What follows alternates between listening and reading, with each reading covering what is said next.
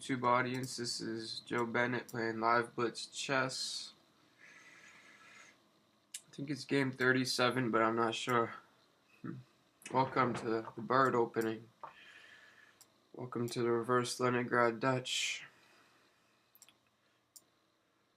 Welcome to Stonewall attack. Now, technically Stonewall attack with a Fienchetto.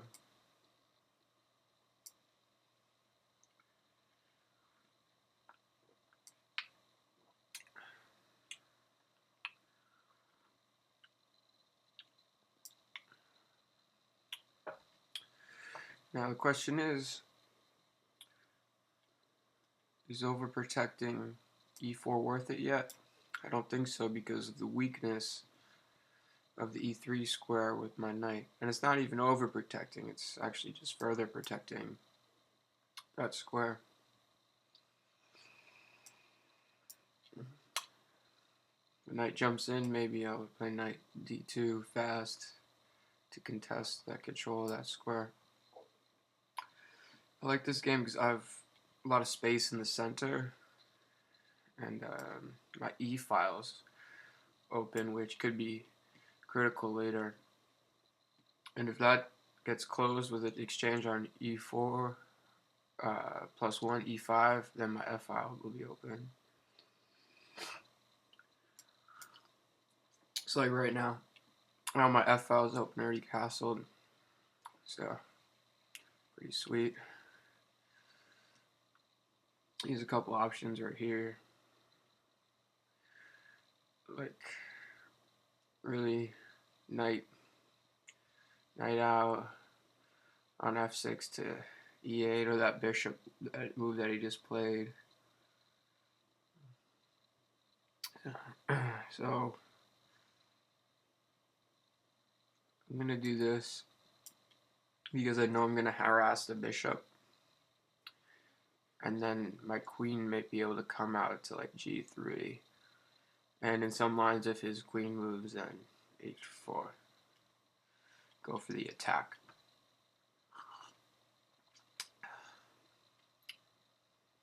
Now it's protecting actually g3, which is very useful, so I can kick the bishop now. He goes back to f5, which looks like his only square, then I could win a piece with g4. Well, that was easy. Now this is a good game for me, obviously. Very good game. You get the knight on that side. Open up my bishop line.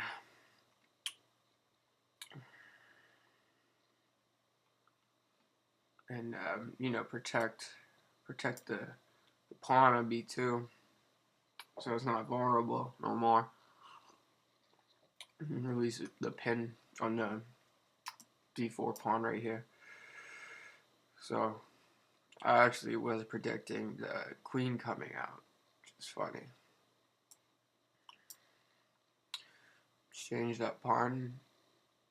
I can see that he has a backwards pawn on the e file. I'm going to start attacking it now, ever so subtly.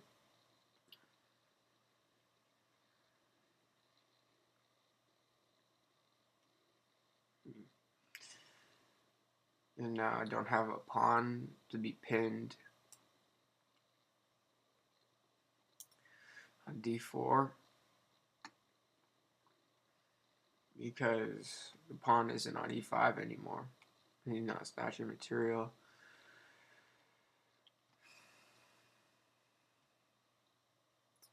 That's cool. I'm all down to trade. If you want to trade, man. I'm ready for it.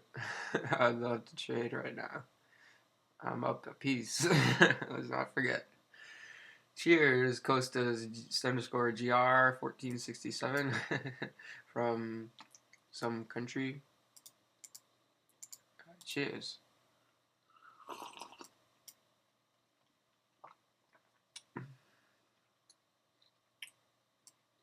Let's dance a little bit.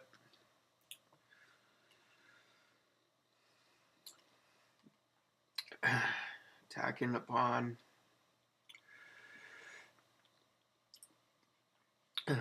You wanna let me protect my b2 pawn?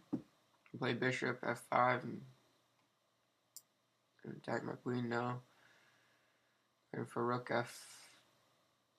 f5, so I'll protect the pawn anyway, and I have a knight threat on c5 to put more pressure on the square e6. You can actually play e5 right now, and it'd be pretty good, but I'm gonna say that he just missed it. Would have liberated his position somewhat. I'm assuming. Actually, could not have. Sorry, excuse me, because the bishop would have taken pretty quickly with the check. So never mind. Then my position is one that has held really the whole game.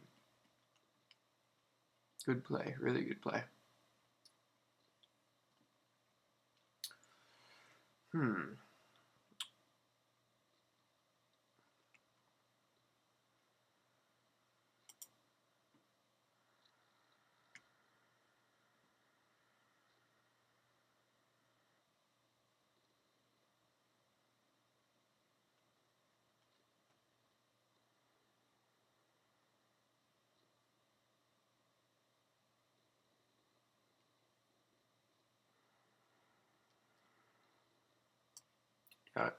So that knight actually proved to be very useful. I'm moving from here to here to from here to here to here and then to here, attacking everything, and eventually wound up on the e5, which is a perfect square in the opening I played for the knights, essentially. That is very comical. Put piece in. Nah, not yet.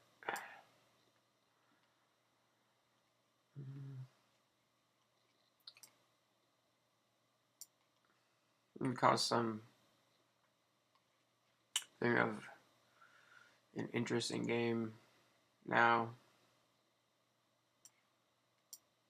Mix things up. So you won't know where he is. In a sense, lose him in the woods. What's going on? What's going on? What's going on? What's going on? What's going on? What's going on? Yeah.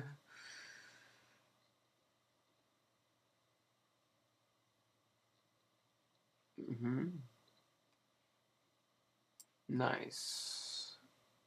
Now, let's remember who we are.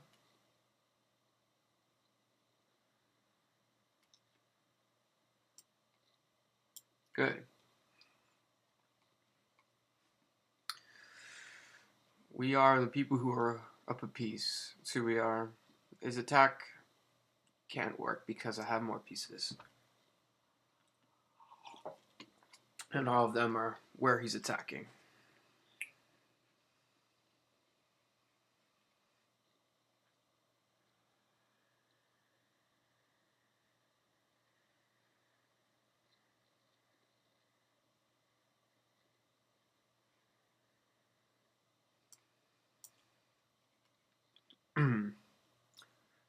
Go ahead and go over there with your queen. Now that frees my queen.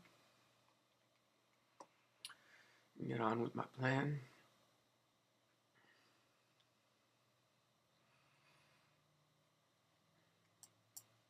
H5, very useful thing to flick in. Telling this dude to watch out. I know that my time's sort of low, yet his is the same amount essentially. Time to play fast and attack the king with my superior amount of pieces. And I have a more advanced pawn. You were greedy and you went to the sidelines. I've been centered, so to speak. And I do have a nasty rook on the g1 square. Check.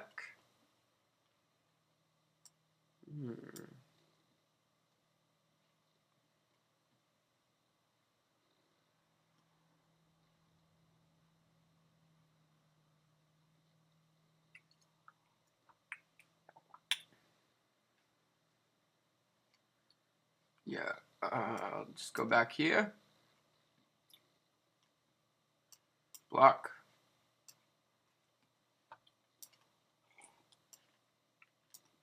No! How do you win this? Moving too slow, drinking hot chocolate after ice cold walk. Blast.